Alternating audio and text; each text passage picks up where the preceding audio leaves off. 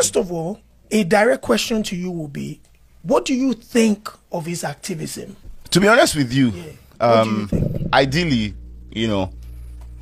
I probably would have said, I don't want to talk about it, but you're one of the most intelligent people. Yeah, you can walk that tight line. Yeah, it's not an issue for me. And also because there's been quite some misreporting going on. Facts. To answer your first question, yes. What do you think about his activism? I don't know much of it. I'll be honest with you. I don't know much of it. Prior to the first video where he mentioned me and my dad, I hadn't seen much of him. I hadn't seen. Yes. What I had seen, what I remember seeing was, I think this was probably like a while ago, some stuff about people that didn't have NAFDAC and they were selling products. And I thought, okay. That was the beginning. Yes. At that time when I saw some of those clips, I was like, okay, this person seems to be doing something right. This is a good cause. Facts. But aside that, I wouldn't lie to you, I really haven't seen much of his work. Which can happen because social media algorithm takes people different ways. Yeah. Now this person one day thought it wise to turn on his ring light, sit down, and via direct statements, insinuations, and innuendos,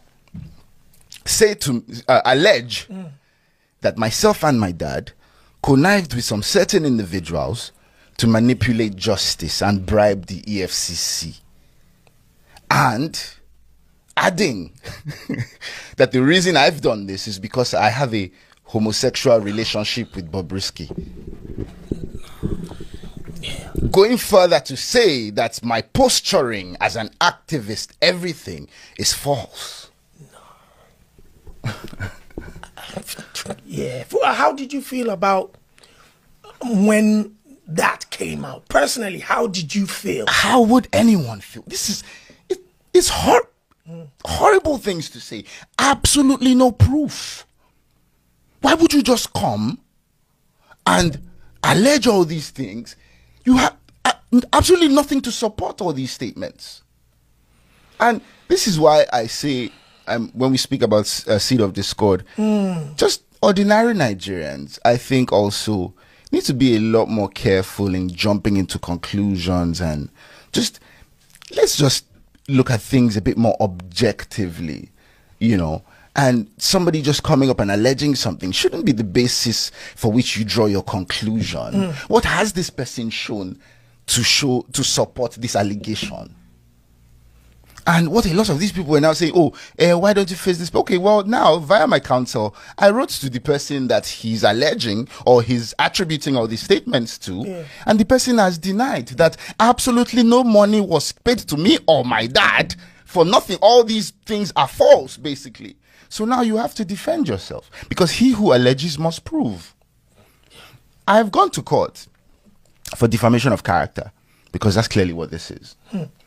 Now, recently, it was reported that the court has ordered 500 million naira to be paid, blah, blah, blah. I mean, that's false. The case of defamation is still very much in court. Yes, we have instituted proceedings for defamation because, of course, that is what this is. That is very much still ongoing. However, there's something called interim applications, which you can do.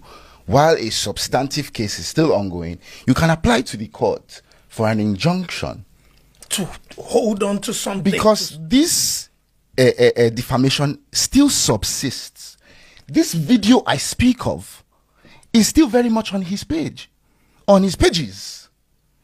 He has not taken them down, and the application was for him to take those down. So the ruling that the court exactly. Thank you very much. The ruling that the court gave was take this down and desist from any further defamatory remarks pending the determination of this substantive suit. That is what that is. That is what has been decided upon. Of course, in my defamation suit, I'm going to ask for damages because that is the only remedy available in a civil suit. I'll have you know that there's a criminal angle to defamation. I chose not to go that route. So there is a criminal angle. There's a criminal angle to defamation now. He could very well have been arrested. But this so-called narrative that they are peddling now, because now that's the narrative that, oh, me and my family want to oppress this guy because we have legal muscle. Come on, man. I know they find trouble, Baba. Yeah. You know, I know they find trouble, Baba. I day my day. You set your ring light, begin to talk all this nonsense about me, and you expect me to sit down? I afforded this guy a phone conversation. Yeah, I wanted to speak about Seun Kuti is a mutual. Yeah.